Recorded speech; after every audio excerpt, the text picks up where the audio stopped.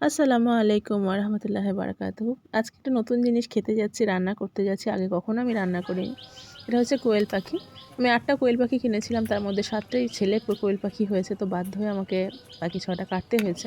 যাই হোক, আজকে ৩ টে রান্না করছি। আমি কড়াইয়ের মধ্যে তেল গরম করে নিয়েছি। ডাইরেক্ট রান্না, সিম্পল রান্না, কোনো চাপ নেই বা কোনো এক্সট্রা কোনো এফোর্ট নেই। যাই হোক, গরম তেলে আমি পেঁয়াজ দিয়েছি ২ টো মতো, তারপরে এই তেজপাতা, দারচিনি, লবঙ্গ, এলাচ, গোটা গরম মশলাগুলো সব দিয়ে দিলাম। আর এবার এর মধ্যে দিয়ে দিচ্ছি লবণ। লবণটা দেওয়ার পরে এটাকে একটু নেড়ে ছেড়ে নিয়ে আমি দিয়ে দেবো ১ টেবিল চামচ মতো আদা রসুন বাটা। আদা রসুন বাটা দিয়ে নেড়ে চেড়ে নিয়ে আবার একটু জল তেল উঠে আসবে, এরকম পরিস্থিতিতে মোটামুটি একটু কষিয়ে নেওয়া হবে। তারপরে দিয়েছি লঙ্কা গুঁড়ো, হলুদ গুঁড়ো, লঙ্কা গুঁড়ো দেওয়ার পর আবার নেড়ে চেড়ে যথারীতি মশলাটা আমি কষাতে থাকবো। মশলাটা কষাতে কষাতে আমি এর মধ্যে দিয়ে দিচ্ছি টমেটো কুচিগুলো, আমার ছাদের টমেটো।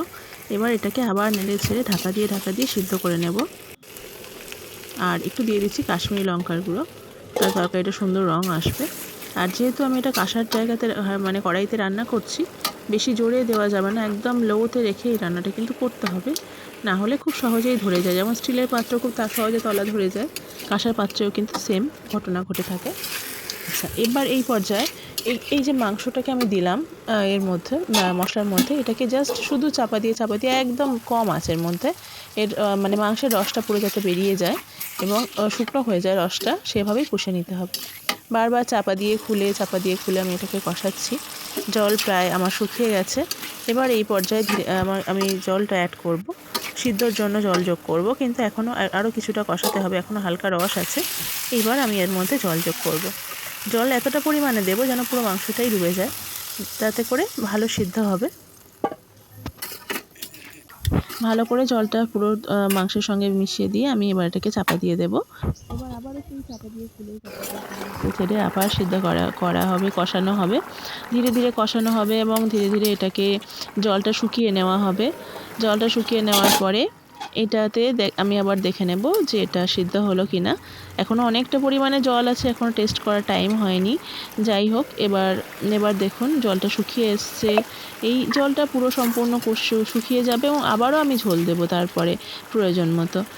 আবার একটু চাপা দিয়ে রাখছি। আমার গ্যাসটা কিন্তু মিডিয়াম টু লোতেই আছে, আমি খুব জোরে দিইনি এখনও পর্যন্ত, এবং তাতে মাংসটা অনেক ভালোভাবে সিদ্ধ হয়ে গেছে। একটু মনে হচ্ছে আমার বাকি আছে, খুব বেশি না, অলমোস্ট ডান, 90% সিদ্ধ হয়েই গেছে এটা। আর আমার বাড়িতে আবার একটু নরম মাংস খায়, সেই জন্য আমি আরেকটু জল যোগ করবো, সেটা কিন্তু আরেকটু পরে। এটা কষিয়ে নেব, পুরো মশলাটাকে আরও একবার সুন্দর করে শুকনো করে কষিয়ে নেব, কারণ আমি প্রথমবার রান্না করছি, আমার সত্যিই আইডিয়া নেই যে জিনিসটা কেমন টেস্ট লাগবে বা কিছু। যাই হোক, রিভিউ খাবার পরেই দিতে পারবো। আর এবার আমি আবার জল যোগ করে দিচ্ছি। আমি খুব বেশি ঝোল রাখবো না, আমি শুকনোই এটাকে বানাতে চাইছি। বেশি ঝোল রাখলে না জানি কেমন হবে সেই ভয়ে। যাই হোক, আবার ঝোলটাকে আবার চাপা দিচ্ছি, আবার খুলছি, এভাবেই আবারও যেটুকু সিদ্ধ হতে বাকি ছিল একদম টোটাল প্রপার সিদ্ধ হয়ে গেছে। আচ্ছা, এইবার আমি জলটাকে আস্তে আস্তে মেরে নিচ্ছি। জলটাকে টকবক করে ফুটছে আমার তরকারির ঝোলটা। আর কোয়েল পাখিগুলো মোটামুটি সিদ্ধই হয়ে গেছে। একটা কোয়েল পাখি জানেন তো 4 পিস করে হয়েছে, হাস্যকর না? আর পিসগুলো দেখেইছেন, একদম টাইনি লিলিপুট সাইজের পিস।